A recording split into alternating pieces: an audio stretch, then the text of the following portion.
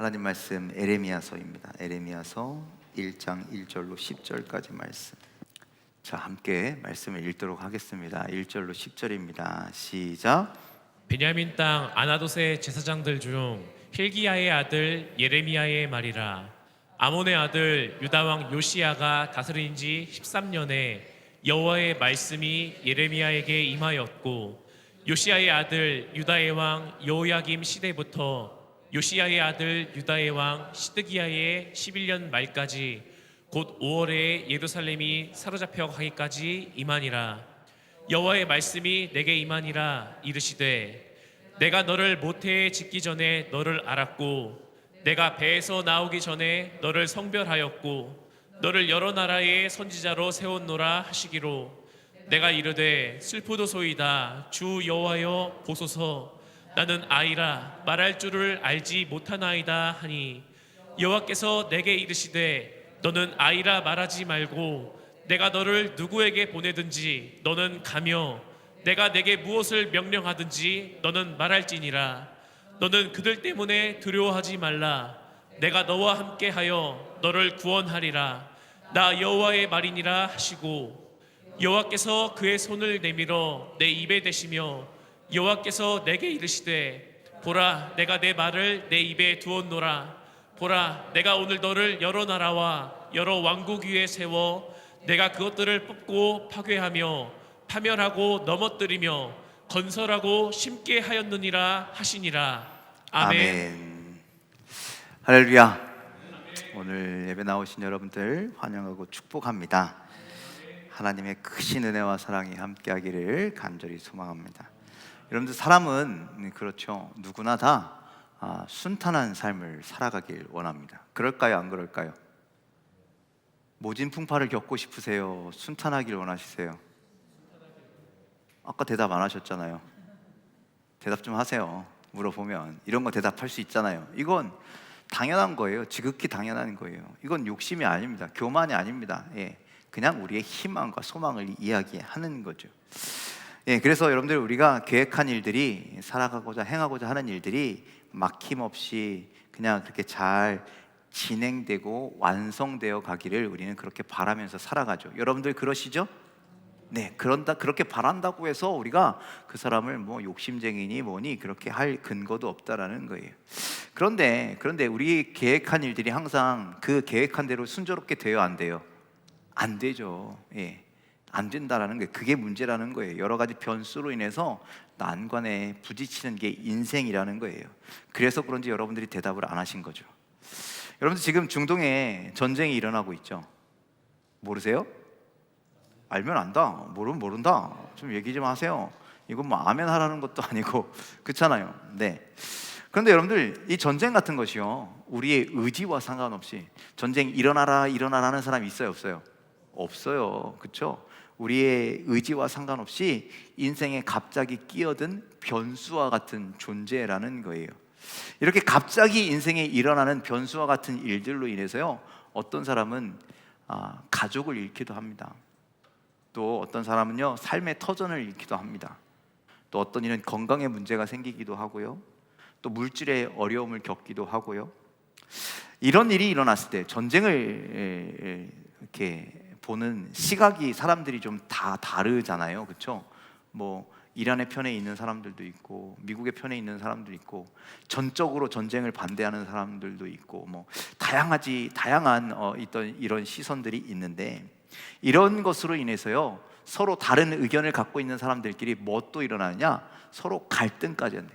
아니, 전쟁은 저기 중동에서 하는데 갈등은 이쪽에서, 지구 반대편에서 일어나기도 한다라는 거예요. 이렇게 여러분들, 우리는 순탄한 삶을 살아가길 원하지만, 여러분들, 우리와 전혀 상관없는 일로 갈등을 겪기도 하고 우리 인생에 어려움이 생겨나기도 한다라는 거예요. 그때 우리는 어떻게 해야 하는가? 어떤 삶을 살아야 하는가? 자, 오늘 우리가 에레미야서를 읽었습니다. 에레미야는요, 어떤 사람이냐면, 성경에 오늘 요시야 왕이 나오는데, 요시야의 시대부터 시드기야 왕까지 이 5명의 남유다의 왕들을 이렇게 걸치며 사역한 남유다의 선지자가 바로 에레미야 선지자입니다. 그 첫 번째 왕이었던 요시야, 오늘 성경에 요시야 왕이 나오는데, 요시야 왕은요 종교 개혁을 이끌었던 왕입니다. 어린 나이에 왕이 되냐, 5살인가에 왕이 되자, 왜요?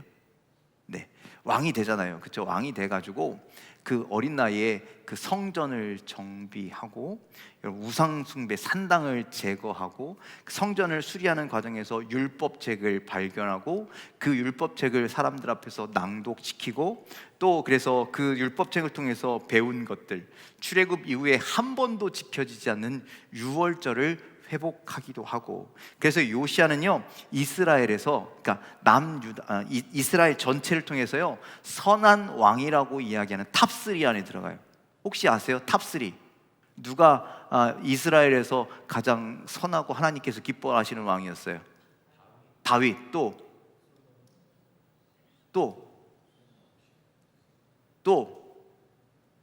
요시야 나왔잖아요. 또 히스기야. 이 세 왕이요 선한 왕이에요. 하나님이 기뻐하시는 왕이었다는 거예요.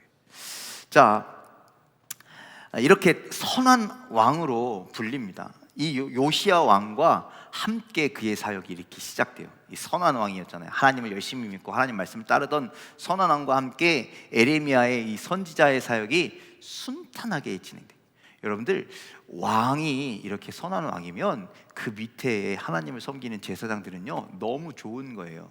제가 군대에 있을 때 군종병이 됐어요.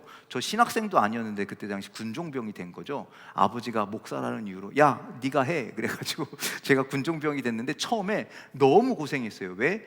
대대장이 교회를 안 다녀.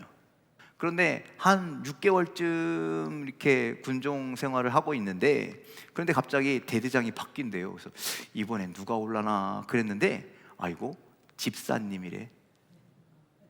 할렐루야 해주셔야죠. 이때부터 제 인생은 활짝 핀 거예요. 왜? 저 군종인데 대대장인 거예요. 집사님인 거예요. 대대장이. 그러니까 그때부터 이 군종병 사역하는 게 너무 편해.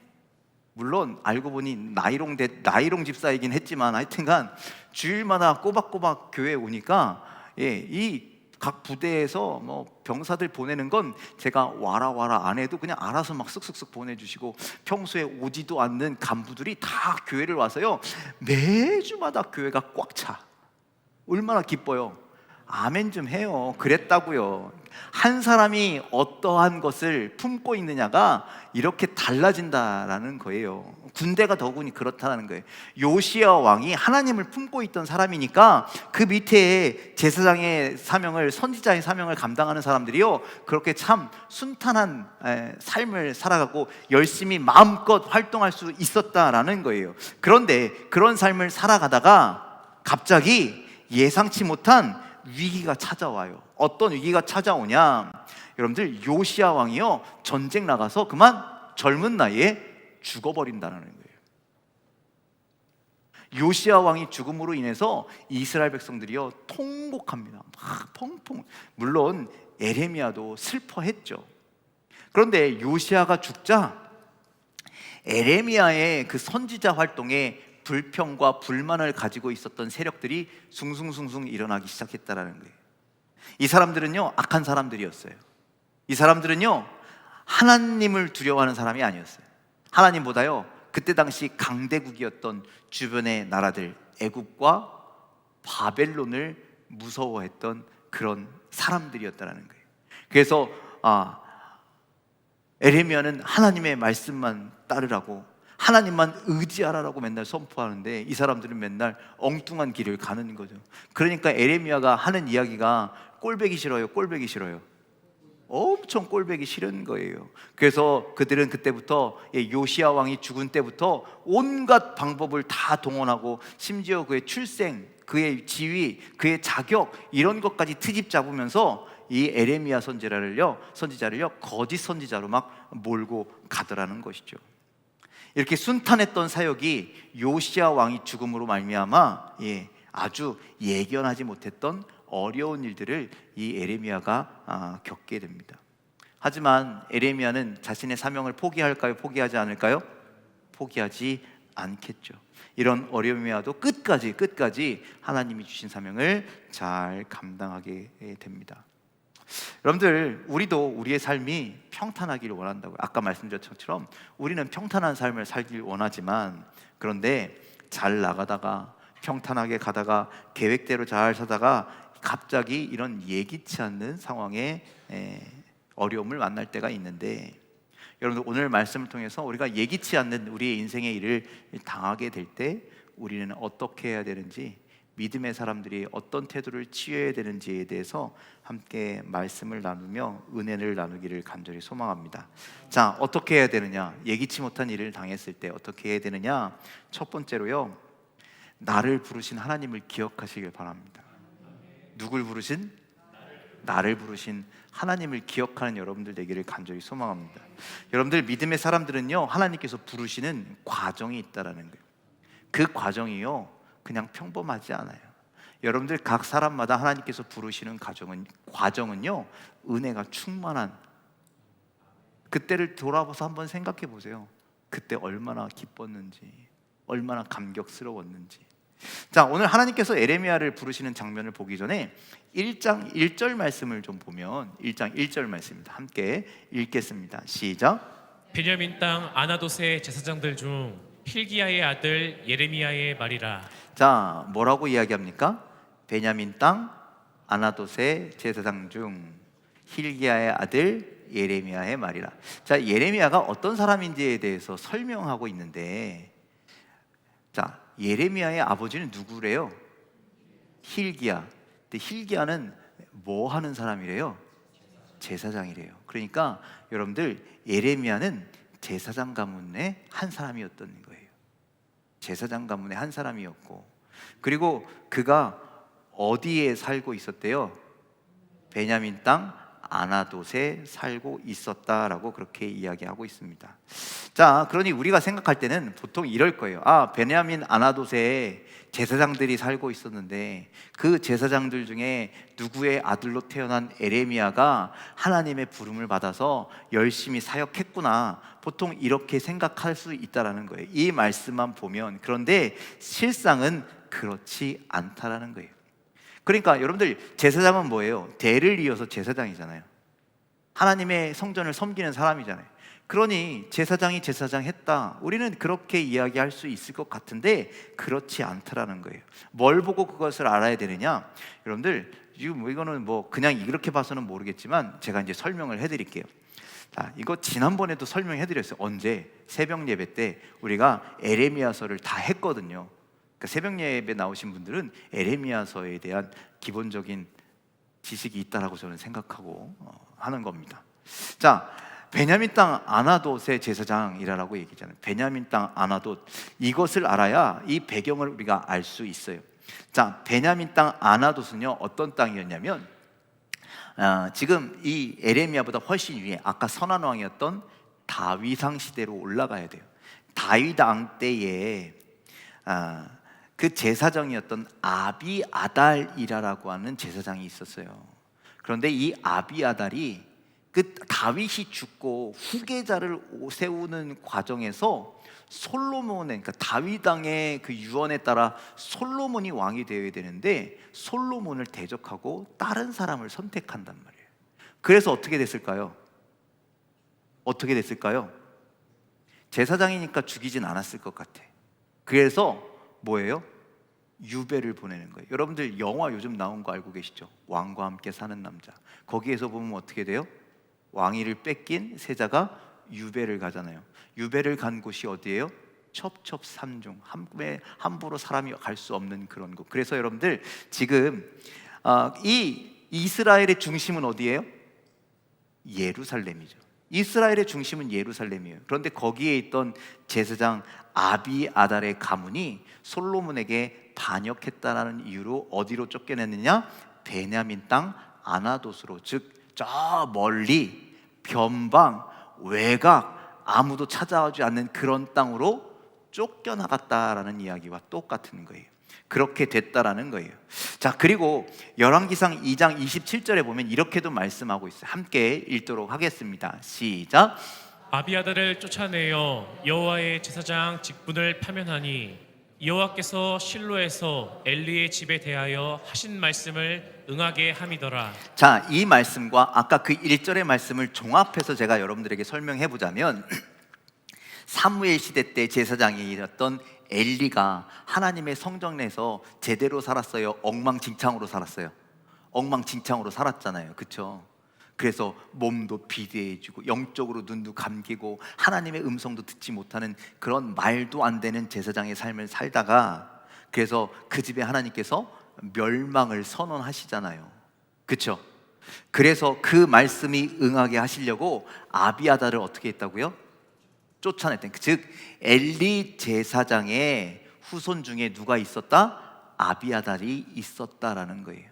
그래서 아비아달이 그 엘리 제사장의 죄값으로 인해서 징계를 받으며 제사장직에서, 그러니까 예루살렘에서 저기 어디야, 베냐민 땅 아나돗으로 쫓겨나고, 쫓겨나는 동시에 제사장의 직분이 파면되었다라는 거예요. 그 직분을 잃어버렸다라고 이야기하는 거예요. 여러분들, 사실 제사장의 직분은요, 그 누가 아무나 파면하는 게 아니에요. 하나님께서 주신 직분인데, 그런데 그 모든 지위를 못하게 했다. 즉 이 이야기는 뭐냐면 다시 예루살렘으로 불려갈 수가 없다라는 이야기를 하고 있는 거예요. 자, 이 이야기를 도합해 보면, 자, 베냐민 땅 아나돗에 엘리의 후손이었던 아비아다를 제사장직에서 파면시켜서 쫓아내었고, 그 아비아달의 후손이었던 힐기야, 그의 아들 에레미야가 있었다라는 이야기예요. 무슨 얘기인지 이해가 되시죠? 이제 어떤 상황인지 이해가 되시죠? 과거에는 잘 나가는 중앙에 있었던 제사장 가문이었지만 쫓겨나서 제사장직도 박탈되어서 다시는 서울로 올라갈 수 없는 그런 상황에 있는 몰락한 제사장 가문에 에레미야가 있었다라고 1장 1절은 말하고 있는 거예요. 그래서 에레미야도 그런 마음을 품었을지 모르겠습니다. 아, 나는 출신이 이래. 나는 자격도 없어. 나는 부족한 사람이야. 그러니 내가 아무리 제사장 가문으로 태어났다 할지라도 나는 하나님의 일 할 수 있다, 없다? 없다. 내 환경이 받쳐주지 않으니까. 누군가 나를 이렇게 지원해주고 동조해주는 세력이 없기 때문에, 지지해줄 사람이 없기 때문에 나는 이 시골 촌구석에서 그냥 이렇게 살다가 그냥 인생을 마무리하게 되는 그런 제사장이야. 이런 삶을 살았던 에레미야였다라는 거예요. 하지만 하나님은 이렇게 자격 없다라고 생각하고 부족하다라고 생각하는 에레미야를 하나님의 일꾼으로 부르셨다라는 거예요. 선지자로 부르셨다라는 거예요. 여러분들, 에레미야를 부르시는 내용을 보면 5절에 뭐라고 말씀하시냐면 이렇게 말씀하고 계세요. 함께 읽겠습니다. 시작.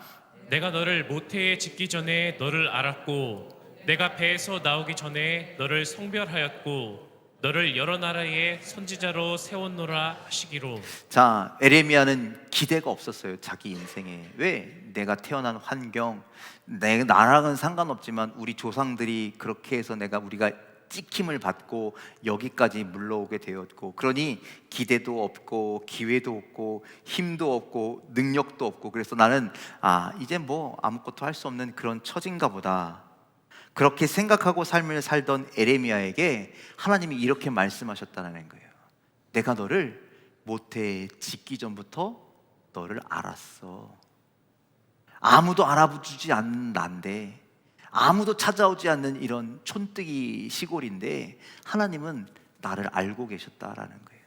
에레미야를 알고 계셨고, 그리고 배에서 태어나기 전에부터 너를 성별하였다. 성별하였다라는 건 뭐예요? 거룩하게 구별하였다라는 거예요. 뭘로 구별하셨을까요? 하나님의 일을 하는 일꾼으로, 선지자로 그렇게 구별하여서 내가 너를 여러 나라의 선지자로 세우기로 내가 작정하였다라고 말씀하고 계시는 거예요. 여러분들, 에레미야 입장에서 어떤 마음이 들었을까요? 이 음성을 듣고, 나 아무것도 못해, 나 이런 시골 촌구석에 힘없는 사람이야, 부족한 사람이야, 자격도 없어, 지지자들도 없어, 그렇게 난 이렇게 살다가 여기서 끝나는 인생인 것 같았는데, 내가 섬기는 하나님께서 나를 그렇게 부르시다라는 거예요. 내가 너를 알고 있어. 내가 너를 선택했어.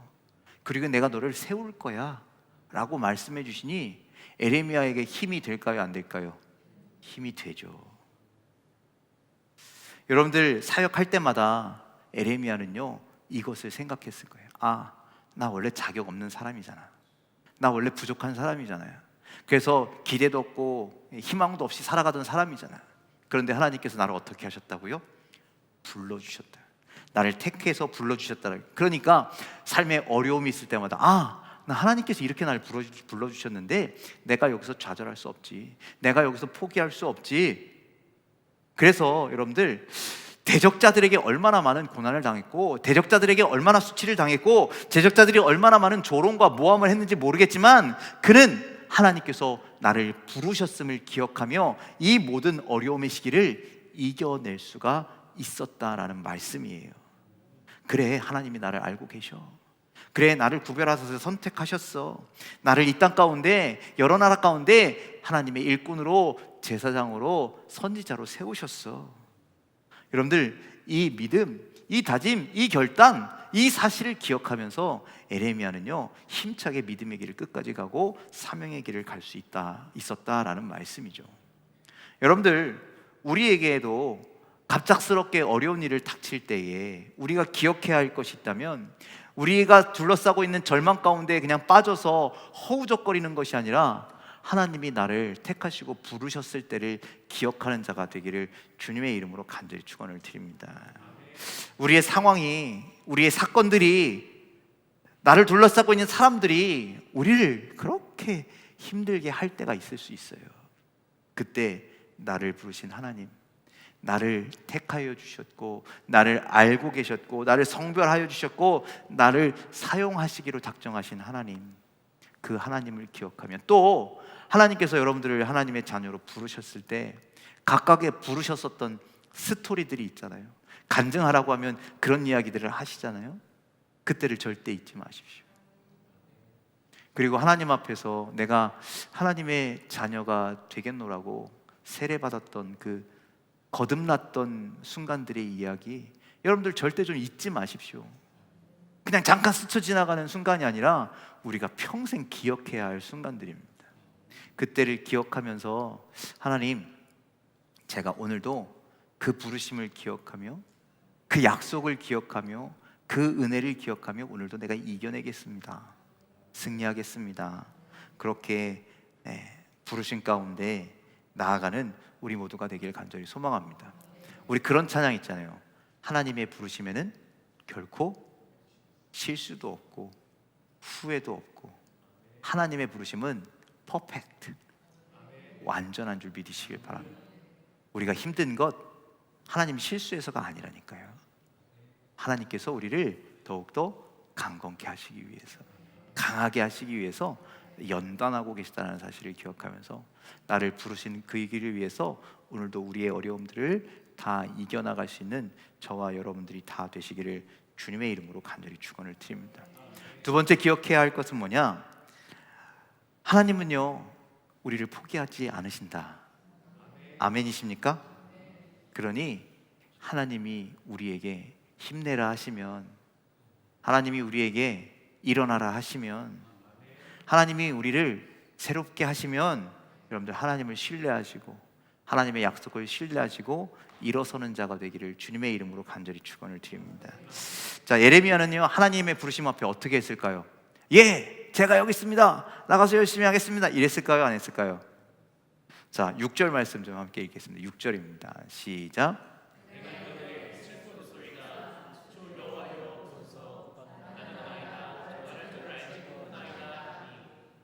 자, 이 말씀이 저는 저에게 주시는 말씀이다라고 항상 생각합니다. 주여 보시옵소서. 저는 아이라 말을 잘 할 줄 모릅니다. 제가 딱 그래요. 저는 참 아이 같은 사람이라서요. 좀 당황스러운 일들이 있거나 이러면 말이 잘 안 나오더라고요. 제가 여러분들 앞이니까 이렇게 좀 여유 있는 것 같아 보이죠? 딴 데 가면요 정말 아이처럼 쪼그라들어요. 막 그런다니까요. 여러분들 그래서 무엇을 어떻게 해야 할지 몰라서 항상 문제 앞에서 안 하면 안 되나? 다른 사람이 하면 안 되나? 두렵고 떨리고 안 될 텐데, 못 할 텐데, 거의 그런 마음일 때가 있다라는 거예요. 지금 에레미야가 그런 상황이라는 거예요. 에레미야도 나 같은 사람이 안 될 텐데, 하나님 나를 잘못 부르신 것 같은데, 그런데 그런 못한다라고 하는 이 에레미야의 대답에 하나님께서 어떻게 행동하시냐면 에레미야를 하나하나 설득하기 시작하세요. 6절에서 에레미야가 하나님 앞에 저는 아이라 할 줄 몰라요, 못해요 라고 이야기하는데, 하나님은 7절, 8절, 9절, 10절에 못한다라고 하는 에레미야를 하나하나 설득하기 시작하십니다. 자, 우리 7절로 10절까지의 말씀을 함께 읽도록 하겠습니다. 시작.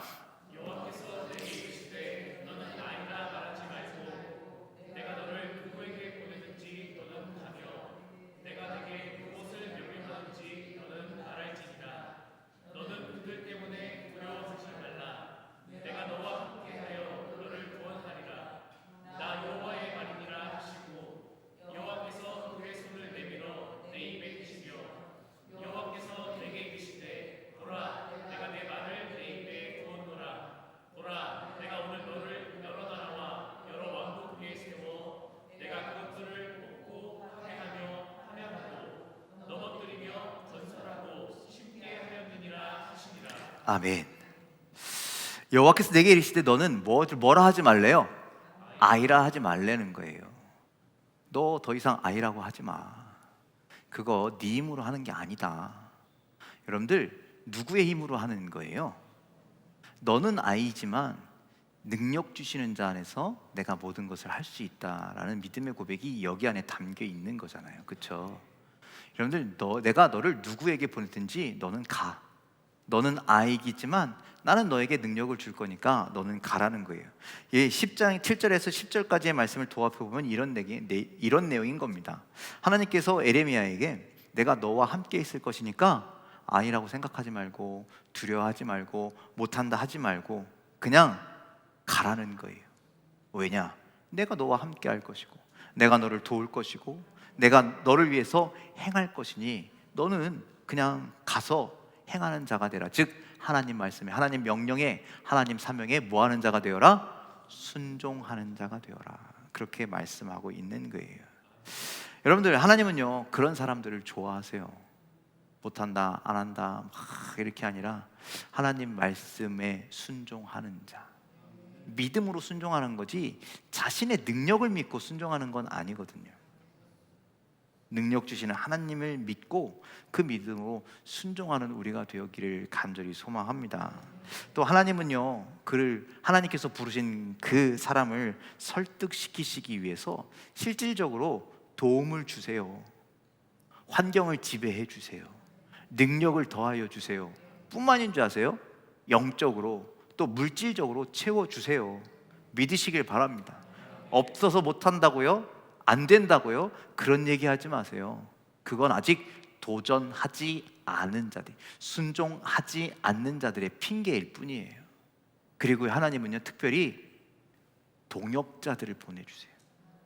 혼자 좀 하려고 하지 마세요. 내가 할게요, 내가 할게요. 아니요, 함께 하세요. 하나님은요 혼자에서 교만해지는 것 원하지 않으세요.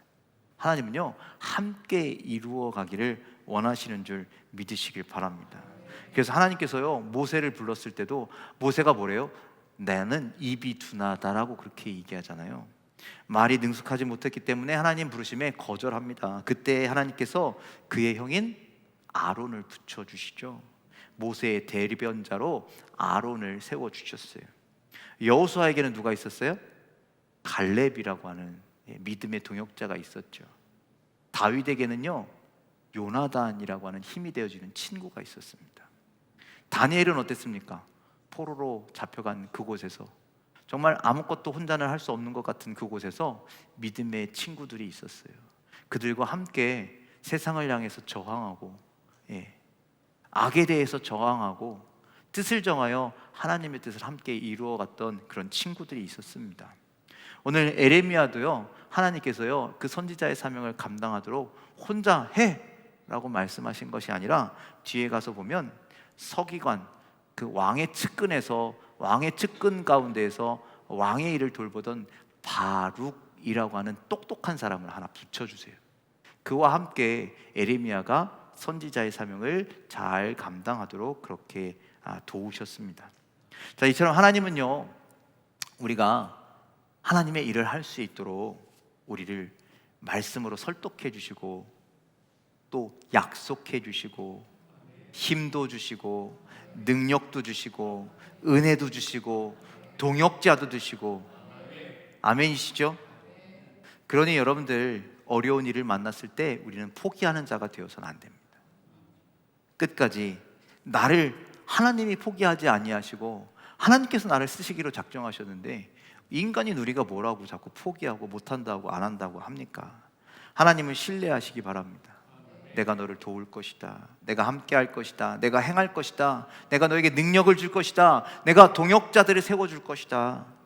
이 약속의 하나님의 말씀을 믿고 우리를 도우시는 하나님을 의지하며 여러분들 변치 않는 믿음의 길을 걸어가시는, 사명의 길을 걸어가시는, 여러분들의 삶의 방향으로 걸어가시는 우리 모두가 되기를 주님의 이름으로 간절히 축원을 드립니다. 여러분들 인생에서 어려운 일 만날 수 있다 없다? 만날 수 있다. 그때마다 나를 택하신 하나님, 나를 부르신 하나님 기억하시길 바랍니다. 주저앉고 포기하고 싶을 때 하나님 앞에, 하나님의 말씀 앞에 설득당하시는 여러분들 되길 간절히 소망합니다. 고집 부리지 마시고 하나님의 말씀을 들으십시오. 그러면 하나님께서 우리에게 이길 수 있는 힘과 능력, 또 환경과 또 물질과 건강과 모든 것을 더하여 주시는 줄 믿으시길 바랍니다. 그리고 결정적으로 우리와 함께 일할 수 있는 믿음의 동역자들을 보내주십니다. 또 나를 위해서 기도하는 중보 기도자들도 보내십니다. 그러니 절대 혼자라 생각하지 마시고 어려울 때마다 주님을 바라보며 주님을 의지하며 또 주님을 따르며 믿음의 길을 끝까지 걸어가는, 흔들리지 않는 믿음의 삶을 살아가는 우리 모두가 다 되시기를 주님의 이름으로 간절히 축원을 드립니다. 기도하겠습니다.